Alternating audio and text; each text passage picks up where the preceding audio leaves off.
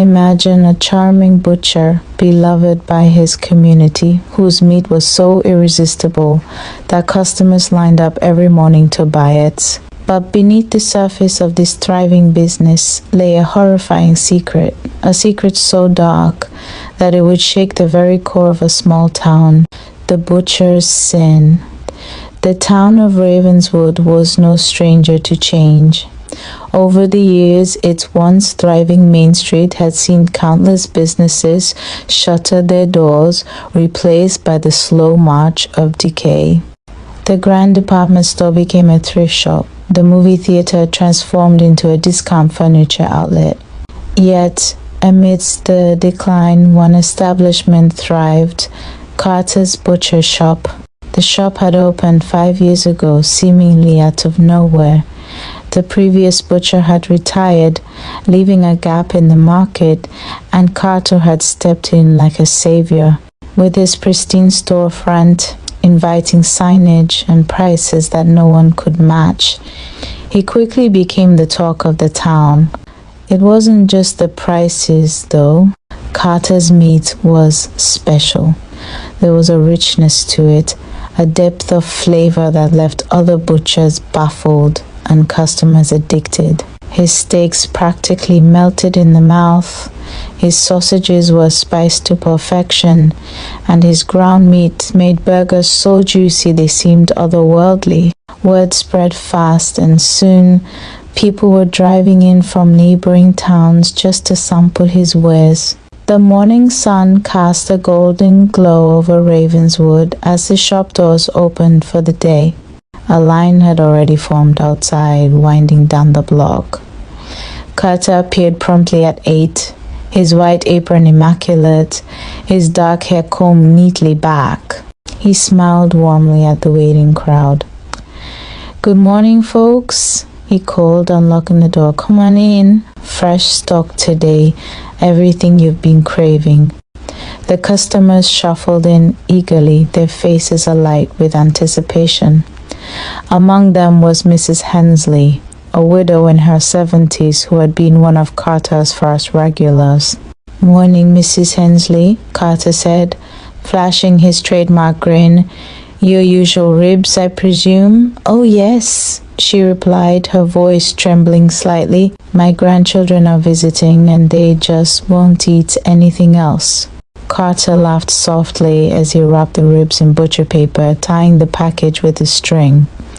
"I'll make sure they're perfect for you." Behind the counter, Carter's assistant, a quiet man named Peter, worked diligently, slicing cuts of beef and arranging them in the display case. Peter rarely spoke, but he had a skillful hand and an uncanny ability to predict exactly how much a customer would need. As the line moved, Thomas McAllister watched from across the street, his arms crossed and his expression sour. The McAllisters had been Ravenswood's butchers for 3 generations, but Carter's arrival had turned their business into a ghost town. "It's not right," Thomas muttered to his wife, Martha, who stood beside him. "He's got the whole town fooled. There's no way he can sell meat that cheap and still make a profit."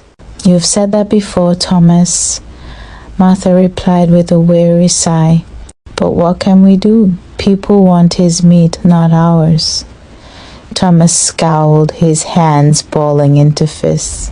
He had spent decades perfecting his craft, priding himself on offering quality cuts of meat at fair prices. Yet, day by day, his customers had abandoned him for Carter's shop. The man's charm and mysterious products had rendered him untouchable. The scene inside Carter's shop was a bustling symphony of commerce.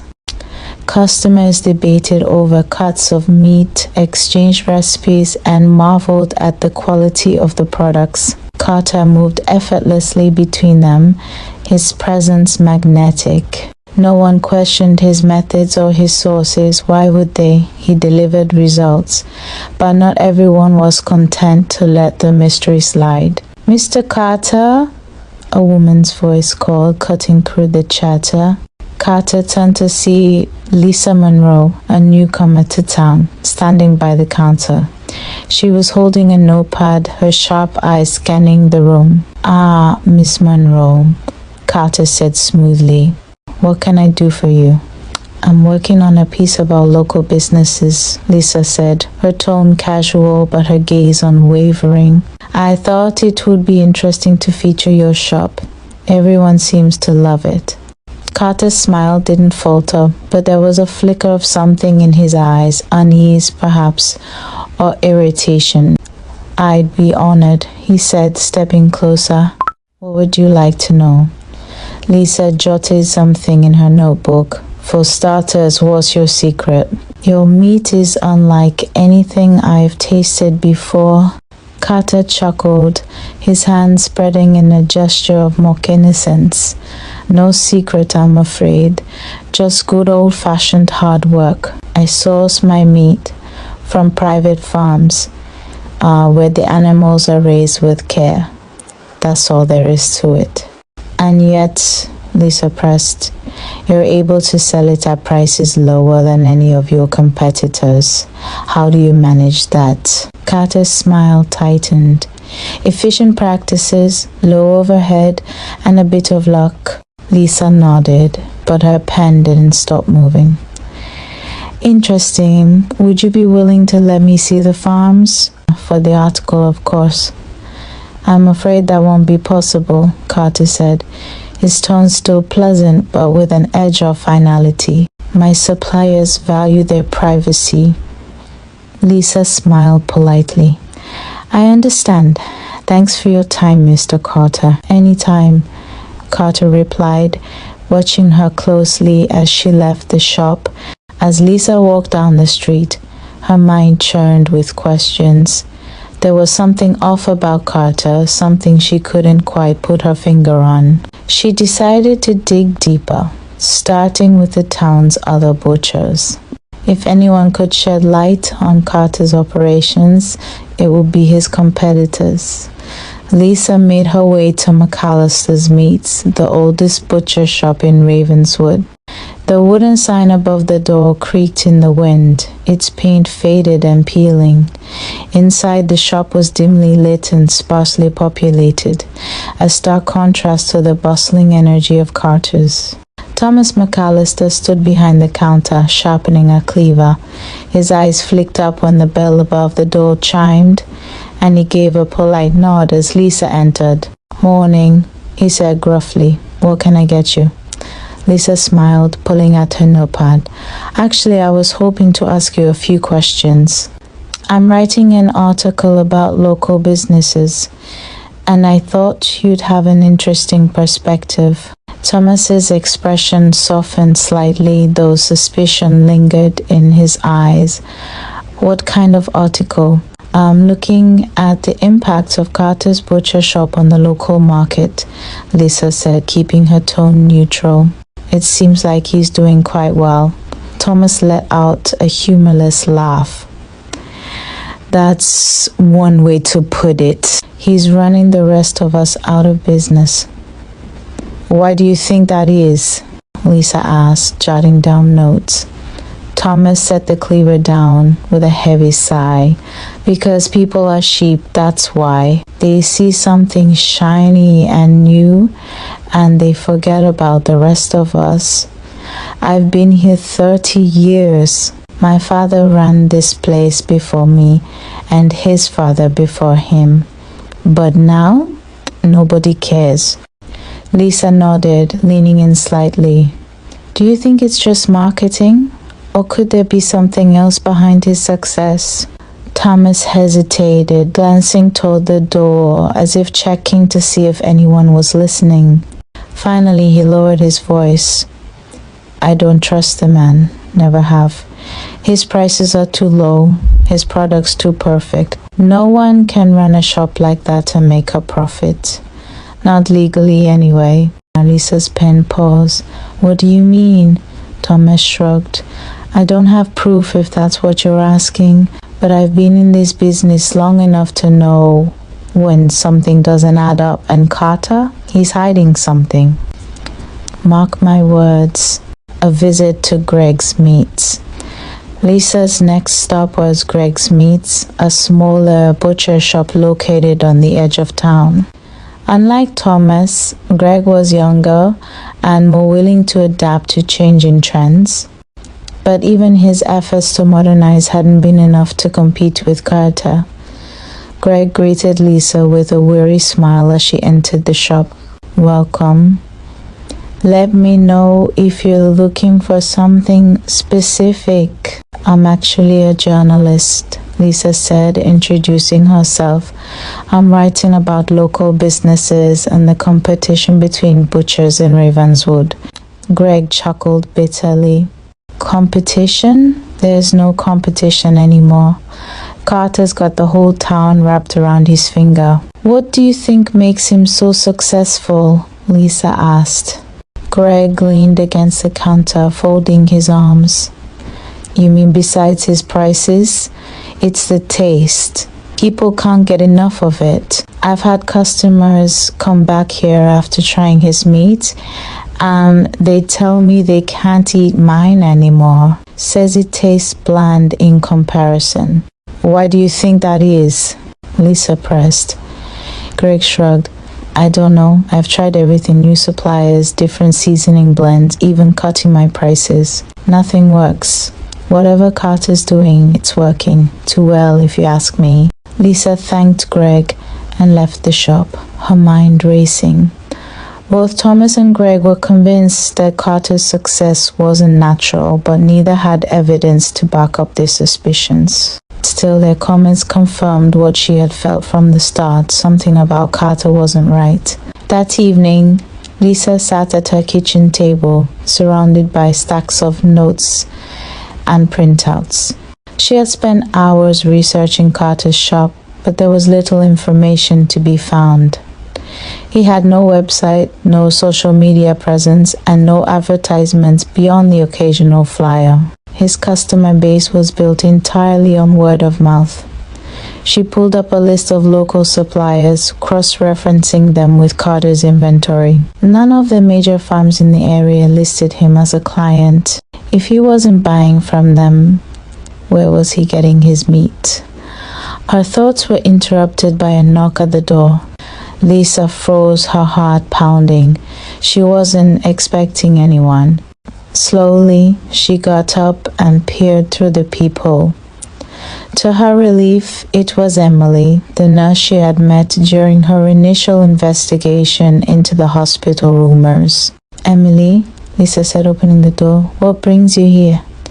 Emily stepped inside, glancing nervously over her shoulder. "I need to talk to you. It's about the babies." Lisa's stomach dropped. "What about them?"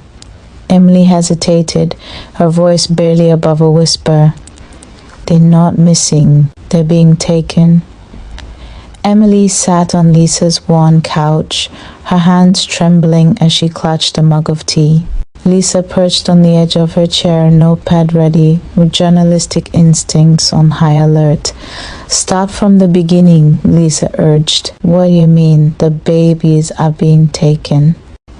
Emily hesitated, her eyes darting to the door as if expecting someone to burst in. "I shouldn't be here," she whispered. "If anyone finds out, I'm talking to you. No one will know," Lisa assured her. "I'll protect your identity, but you have to tell me everything." Emily took a deep breath, her voice shaking. "It started about a year ago. I work in the maternity ward and I noticed something odd. Every couple of months, a baby would go missing. The official records always had some explanation, stillbirth, a rare complication, but the parents' stories didn't match. They'd say they held their baby, heard it crying, and then nothing." Lisa leaned forward. "How does Carter fit into TDES?" Emily hesitated again, her fingers tightening around the mug. "I didn't make the connection at first, but one night I was on a late shift and I saw Ruth, one of the senior nurses, carrying a duffel bag out the back door. She looked panicked. I followed her and I saw her handing the bag to a man waiting in a truck.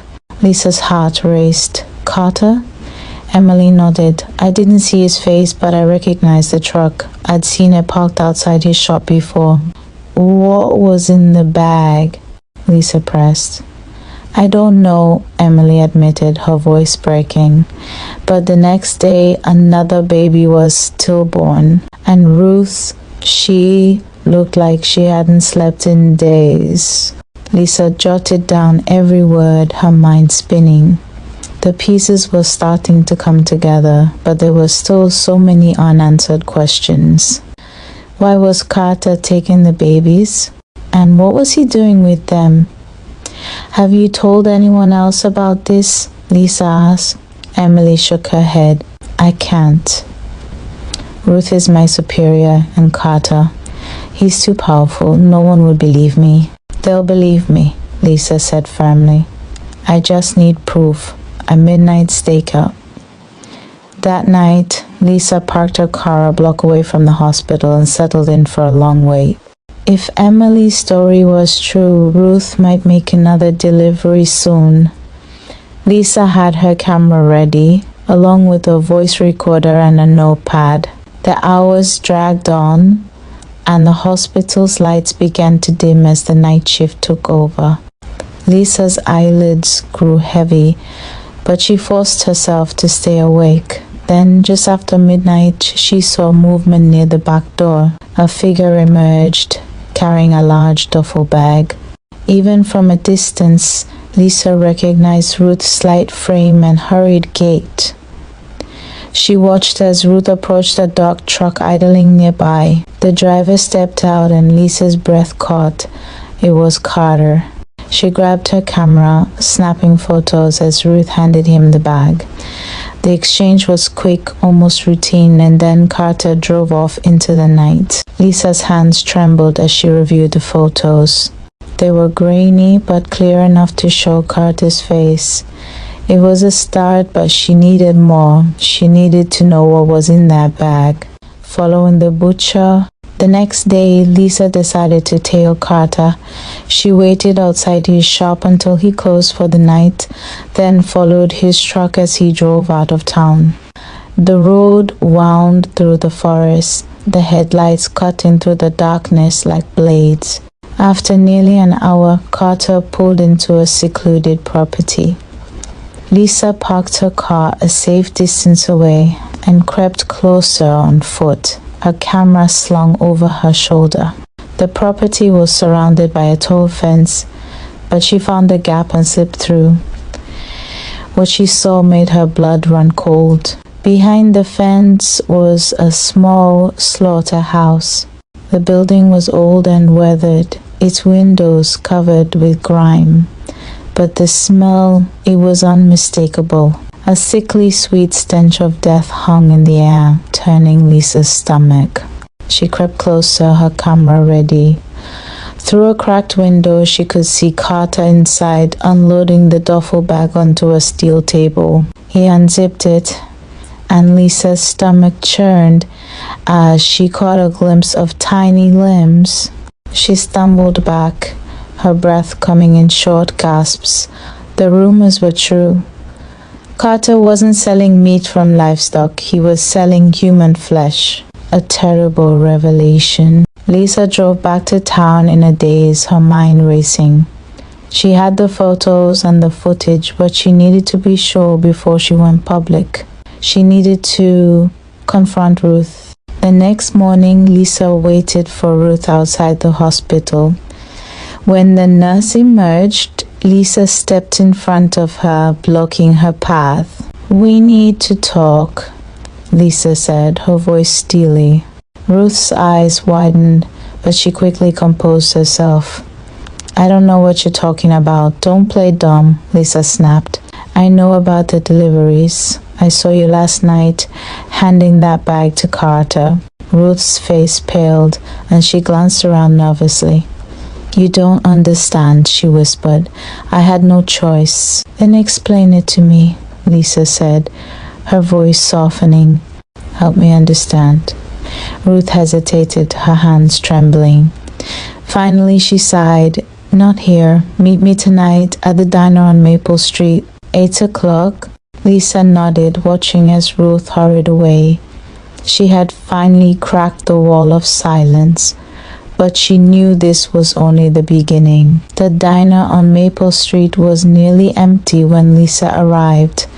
The flickering neon sign above the entrance cast an eerie red glow on the pavement. Inside, the air smelled of burnt coffee and frying oil. Ruth was already there, sitting in a corner booth, her hands wrapped tightly around a mug of tea. Lisa slid into the seat across from her, placing her notepad and recorder discreetly on the table. "No one followed you?" Ruth asked, her voice barely above a whisper. Lisa shook her head. "No one. You're safe. Now tell me everything." Ruth hesitated, her fingers trembling as she set the mug down. "I didn't mean for any of this to happen," she began. "I swear I thought I was helping at first." "Helping?" Lisa asked, her brow furrowing. "How could stealing babies be helping?" Ruth's eyes filled with tears. "I didn't know what Carter was doing at first. He came to me 2 years ago, saying he had connections to wealthy families who couldn't have children. He told me these babies would be given good homes, better lives than their parents could provide." Lisa's stomach turned.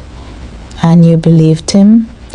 Ruth nodded miserably. "At first, yes. The hospital was cutting hours and I was drowning in debt. He offered me money, more than I'd ever seen in my life. I thought it was a win-win. The parents were told their babies had died and the children went to new homes." Lisa leaned back, appalled. "When did you realize the truth?" Ruth's voice cracked. "About 6 months ago. I followed him one night just like you did. I saw what he does to them. I wanted to stop, but he threatened me. He said if I told anyone he'd ruin me, and not just financially. He has connections, Lisa, powerful ones." Lisa's hand clenched around her pen. "Do you have any proof? Anything we can use to stop him?" Ruth hesitated, then nodded. "I've kept records. Every baby he's taken, every payment he's made to me. It's all in my apartment." Lisa's heart raced. "You need to give me those records. They're our best shot at taking him down." "I'll get them to you," Ruth said. "But you have to promise me something. If this goes south, you'll protect me." "I can't do this alone." Lisa placed her hand on Ruth's trembling one. "You're not alone anymore." The next morning, Lisa met Ruth at her small apartment on the outskirts of town. The nurse's face was pale and her movements jittery as she handed over a box filled with papers, hospital records, and ledgers. "This is everything I have," Ruth said. "It proves the hospital covered up the missing babies, and it shows every transaction Carter made." Lisa sifted through the documents, her stomach churning as the scope of the operation became clear. Carter hadn't just taken a few babies, he had taken dozens. Each name in the ledger represented a life stolen, a family shattered. "Why hasn't anyone noticed this before?" Lisa asked, her voice tight with anger. Ruth sighed. "The hospital was in on it. Not everyone, but enough people to keep it quiet. Carter has deep pockets, and he knows how to use them." Lisa's mind raced. The evidence was damning, but she needed more.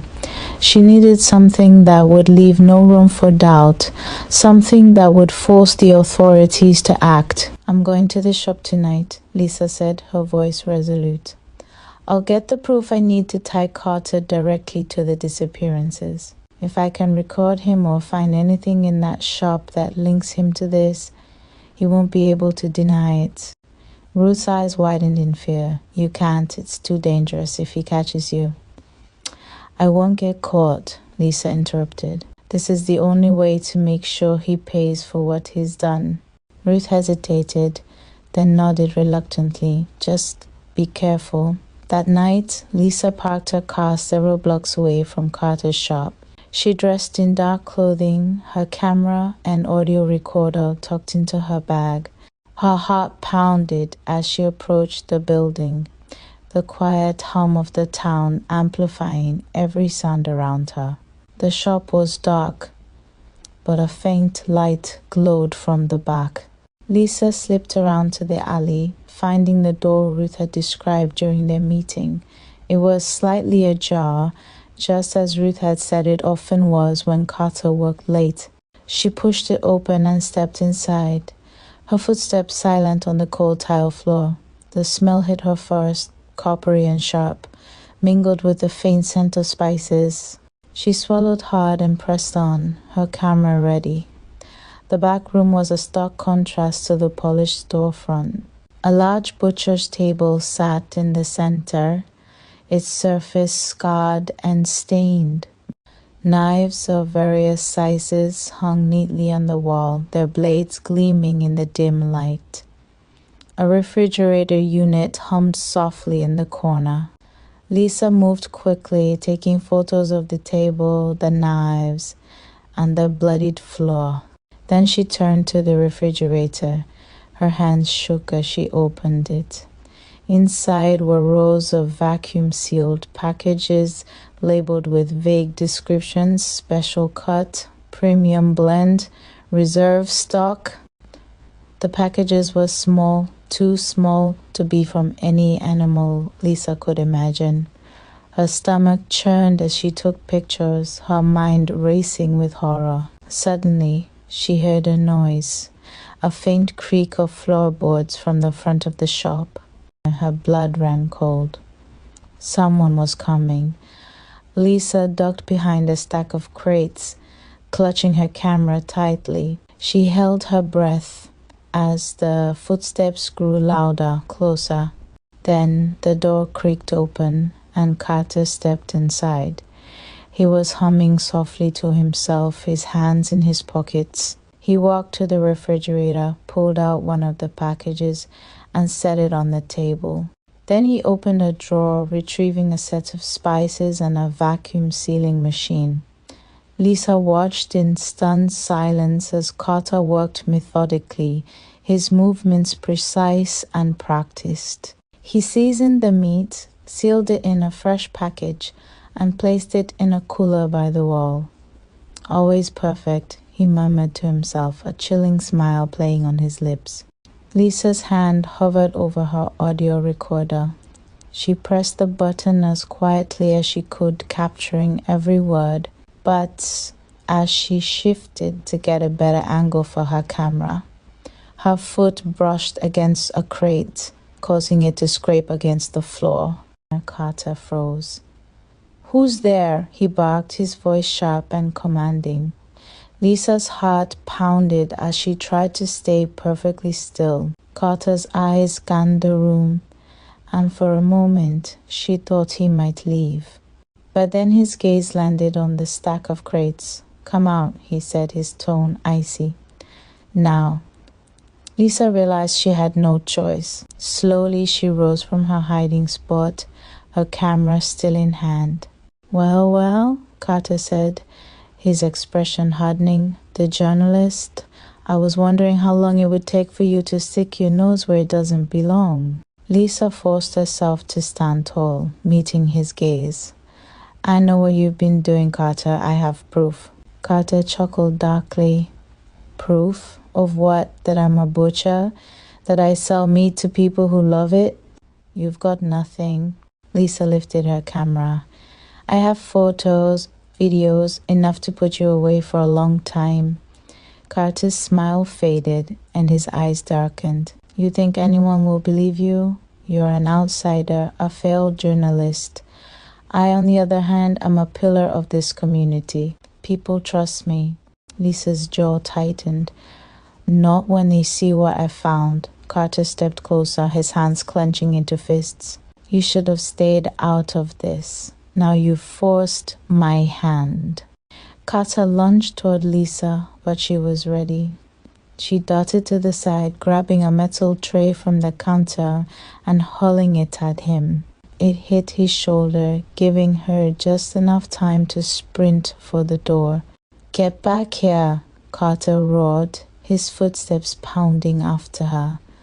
Lisa burst out into the alley, her legs burning as she ran toward her car. She could hear Carter behind her, his heavy boots striking the pavement. She fumbled with her keys as she reached the driver's side door, throwing herself inside just as Carter's hand grazed her shoulder.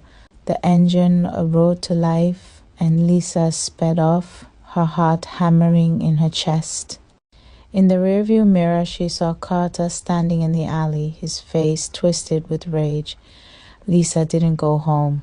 Instead, she drove straight to the nearest police station, her camera and recorder in hand. She demanded to speak with a detective, refusing to leave until someone listened. Detective Marcus Hill, a seasoned investigator with a skeptical streak, finally agreed to hear her out. Lisa laid out everything, her notes, her photos, and the recordings from that night. "This is serious," Hill said, his brow furrowing as he reviewed the evidence. "If what you're saying is true, Carter's been running one of the most horrifying operations I've ever seen." "It's all there," Lisa said, "but you need to act fast. He knows I'm onto him." Hill nodded. "We'll get a warrant and raid the shop. If he's still there, we'll take him down." The raid on Carter's butcher shop was swift and decisive. Police stormed the building, seizing the refrigerator, the ledger, and the tools in the back room. Carter was arrested without incident, though his calm demeanor was unsettling. "You think you've won?" he said, as he was led away in handcuffs. "You've only scratched the surface." Lisa watched from across the street, relief flooding her as she saw Carter taken into custody. But his words lingered in her mind, a chilling reminder that the truth might be even darker than she imagined. The arrest of Carter sent shockwaves through Ravenswood.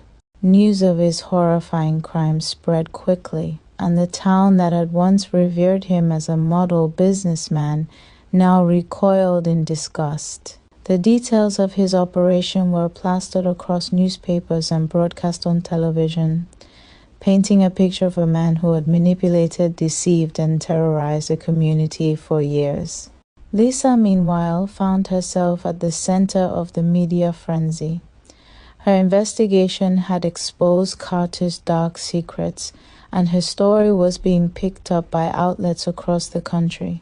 Journalists from larger publications descended on Ravenswood, eager to interview the woman who had brought down the infamous butcher. But Lisa wasn't basking in the attention. Instead, she was working tirelessly to ensure that Carter and everyone involved in his operation faced justice. The documents and recordings she had gathered were now in the hands of law enforcement, and she spent hours meeting with detectives, lawyers, and prosecutors to piece together the full extent of Carter's crimes. Ruth, too, was under investigation. While her cooperation had been crucial in bringing Carter down, her involvement in the operation couldn't be ignored. She was charged with multiple counts of child endangerment, conspiracy, and aiding and abetting. Lisa visited Ruth in jail, unsure of what to expect. Ruth looked pale and wan, her usual sharp demeanor replaced by a sense of resignation. "I'm not here to condemn you," Lisa said as she sat across from her, "but I need to understand why. Why did you stay silent for so long?" Ruth sighed, her hands trembling as she spoke. "I was trapped, Lisa. Carter didn't just offer me money, he blackmailed me. He knew things about my past, things I couldn't afford to have exposed. And once I realized what he was doing, it was too late. I didn't know how to get out." Lisa's voice softened. "You could have come forward. You could have saved those babies." Tears welled in Ruth's eyes. "I know, and I'll never forgive myself for that. But I'll do whatever it takes to make it right now." Lisa nodded, conflicted. Ruth's actions had been reprehensible, but she had also played a key role in taking Carter down. It was a moral gray area that Lisa couldn't ignore. As the investigation unfolded, it became clear that Carter hadn't acted alone. He had a network of suppliers, buyers, and enablers who had facilitated his operation. These included corrupt hospital administrators who had falsified records, drivers who had transported the duffel bags, and even a handful of local officials who had looked the other way in exchange for bribes. Detective Marcus Hill uncovered evidence that Carter's operation extended beyond Ravenswood. Similar cases of missing infants had been reported in neighboring towns, and there were rumors of connections to a larger black market network. "This is bigger than we thought," Hill told Lisa during one of their meetings. "Carter was just one piece of the puzzle. If we can break this open, we might be able to shut down the entire operation." Lisa felt a surge of determination. Exposing Carter was only the beginning. She resolved to use her platform to shine a light on the broader network and ensure that no one else could exploit innocent lives the way Carter had. The trial of William Carter was the most significant event Ravenswood had ever seen. The courtroom was packed with reporters, townspeople, and the families of his victims. Carter, dressed in a crisp suit, sat calmly at the defense table, his expression unreadable. The prosecution presented a damning case supported by Lisa's evidence and Ruth's testimony. Photos of the slaughterhouse, recordings of Carter's admissions, and ledgers detailing his transactions painted an undeniable picture of guilt. Ruth took the stand, her voice shaking as she recounted her role in the operation. She spoke of the duffel bags, the forged records, and the threats that had kept her silent. Her testimony was both heart-wrenching and incriminating, leaving no doubt about the extent of Carter's manipulation. When it was Lisa's turn to testify, she spoke with clarity and conviction. She described her investigation in detail, from the whispers she'd heard in the community to the night she followed Carter to the slaughterhouse. Her words were a powerful reminder of the courage it had taken to uncover the truth. After weeks of testimony, the jury returned with a verdict, guilty on all counts. Carter was sentenced to life in prison without the possibility of parole. His calm demeanor cracked for the first time as the sentence was read, and he lashed out in a tirade that only solidified his guilt in the eyes of the public. Ruth, meanwhile, was sentenced to 10 years in prison, with the possibility of parole after 5. The judge acknowledged her cooperation, but emphasized the gravity of her actions. Lisa felt a mix of relief and sadness. Justice had been served, but the scars left behind would take much longer to heal. In the months following the trial, Ravenswood began to rebuild. The hospital implemented stricter security measures, and several staff members were replaced. Support groups were formed for the families of the missing babies, offering a sense of community and understanding. Lisa's work gained national recognition, and she was offered a position at a prominent investigative journalism outlet. But she chose to stay in Ravenswood, determined to continue telling the stories of the people who had been silenced for too long. One evening, as Lisa walked through the town square, she passed the empty lot where Carter's shop had once stood. The building had been demolished, leaving only a patch of bare earth. It was a somber reminder of the darkness that had plagued the town, but also a symbol of the resilience of the human spirit. Months turned into years, and the story of William Carter faded into the annals of Ravenswood's history.